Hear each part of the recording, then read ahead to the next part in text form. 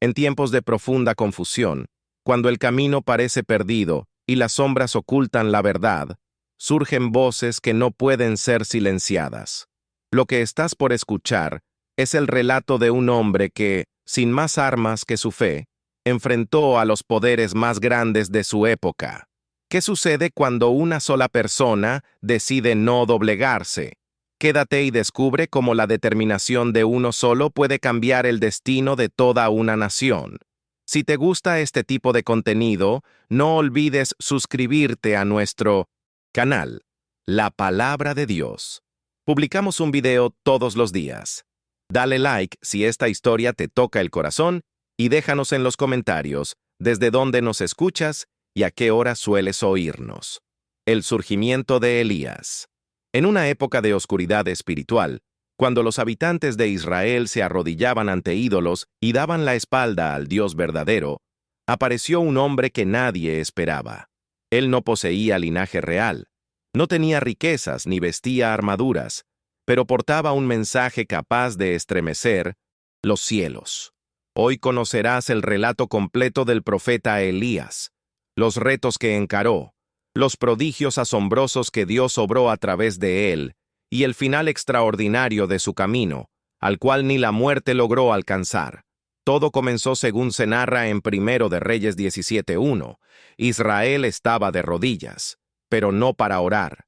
Se postraban ante figuras de falsos dioses, personas que habían crecido escuchando sobre el Dios de Abraham, de Isaac y de Jacob.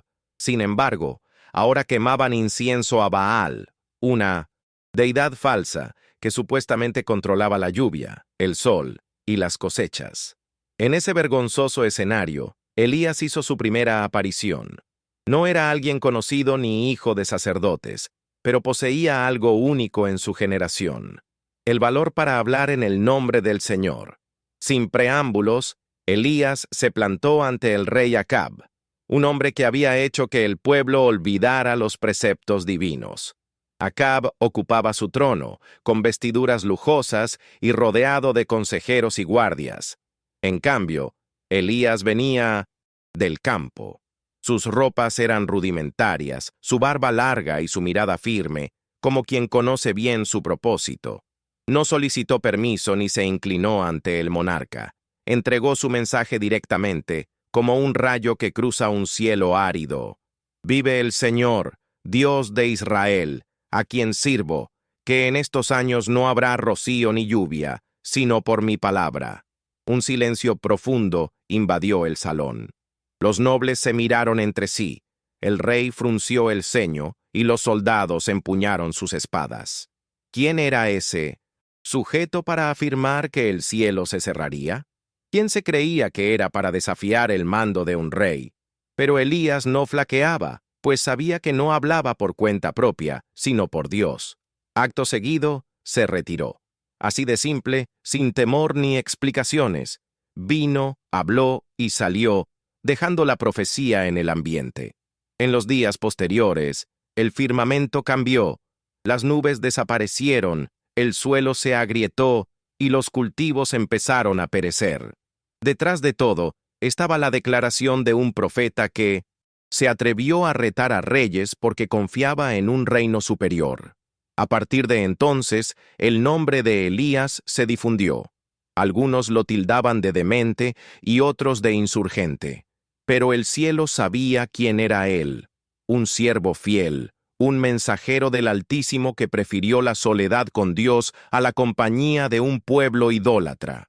Así dio inicio su travesía. Los cuervos y el sustento en el desierto. Después de confrontar al monarca, Elías tuvo que ocultarse, no por miedo, sino por mandato divino. «Vete hacia el oriente», le indicó el Señor, «y escóndete junto al arroyo de Kerit. Beberás del arroyo, y he ordenado a los cuervos que te alimenten allí». ¿Cuervos?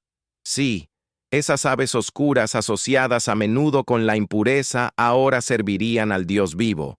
Elías caminó por el desierto bajo un sol abrasador hasta hallar el pequeño arroyo entre las piedras. Se sentaba a descansar y bebía el agua fresca. El silencio solo era interrumpido por el viento y el aleteo de las aves. De pronto, Llegaban cuervos con pan y carne en sus picos. Se posaban cerca de él, dejaban el alimento y volvían a volar. Mientras el pueblo dependía de Baal para la lluvia, Elías dependía de Dios incluso para que le enviaran aves. Mientras la tierra se secaba, él bebía de la fuente que el Señor le señaló. Mientras el rey lo buscaba con rencor, el cielo lo cuidaba día tras día. Mañana tras mañana, los cuervos traían pan y carne. No había lujos, pero era suficiente. Elías tenía lo necesario, porque el Dios que cerró el cielo también abría caminos invisibles para sostenerlo. Muchas gracias por escuchar hasta aquí. Si esta historia de fe te está inspirando, te invitamos a suscribirte a nuestro canal La Palabra de Dios. No olvides darle like al video y compartir en los comentarios desde qué parte del mundo nos acompañas. Tu apoyo nos ayuda a seguir compartiendo estas enseñanzas diariamente.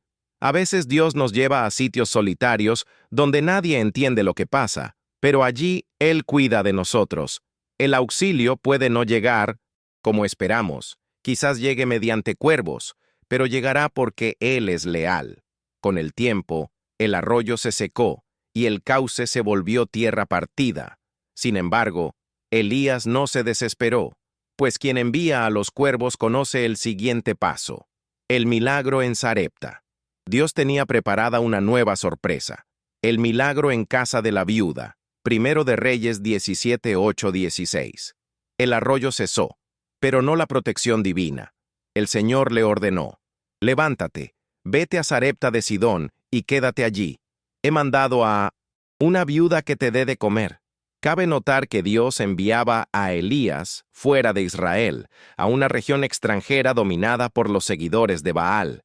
Además, no lo mantendría un hombre rico, sino una viuda pobre con un hijo pequeño. Al llegar, Elías le pidió un poco de agua. Ella, con mirada fatigada, accedió. Entonces él añadió: tráeme también un trozo de pan. La mujer respondió con tristeza: juro por el Señor tu Dios, que no tengo pan. Solo me queda un puñado de harina en la vasija y un poco de aceite en la jarra. Estoy recogiendo leña para preparar una última comida para mi hijo y para mí, y luego nos dejaremos morir. Elías le dijo con suavidad pero autoridad: no temas.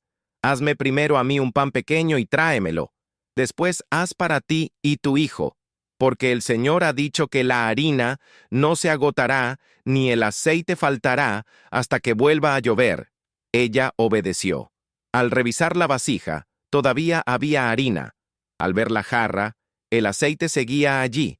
Día tras día, la provisión se multiplicaba. Dios no solo mantiene, sino que expande lo poco cuando hay fe. A veces, solo tenemos fuerzas mínimas o recursos escasos, pero con Dios, eso es suficiente para superar la crisis. Elías se quedó allí mucho tiempo y nunca faltó el pan. Posteriormente, la tragedia golpeó. El hijo de la viuda enfermó y murió. Desesperada, ella cuestionó a Elías si había venido a castigar sus pecados matando a su hijo. El profeta, que había enfrentado reyes, guardó silencio ante el dolor.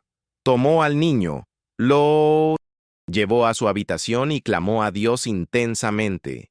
Se tendió sobre el cuerpo 3 veces pidiendo que volviera la vida al niño. De repente, el joven comenzó a respirar y abrió los ojos. Elías lo entregó a su madre diciendo: mira, tu hijo vive.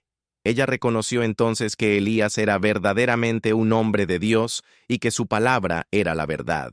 Dios no solo provee, sino que restaura lo que se creía perdido. El duelo en el Monte Carmelo. Después de 3 años y medio de sequía, cuando el suelo era polvo y el hambre arreciaba, Elías reapareció ante el rey Acab.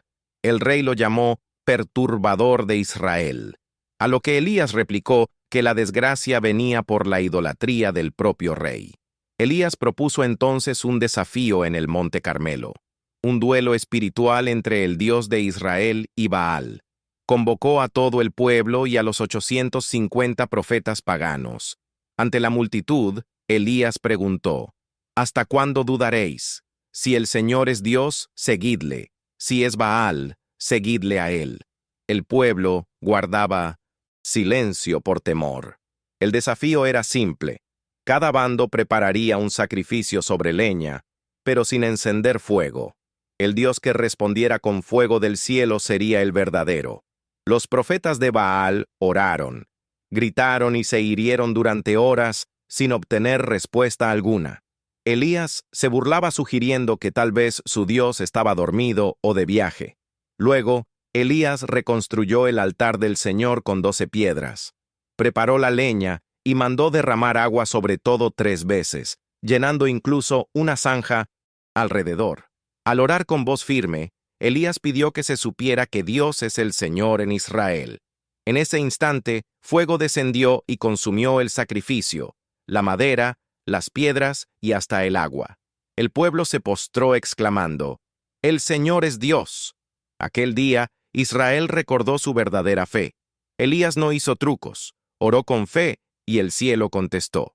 La fuga y el silencio de Dios. A pesar de la victoria, la reina Jezabel amenazó de muerte a Elías. El hombre que enfrentó a cientos de profetas sintió miedo y huyó al desierto. Agotado física y espiritualmente, pidió a Dios que le quitara la vida bajo un arbusto.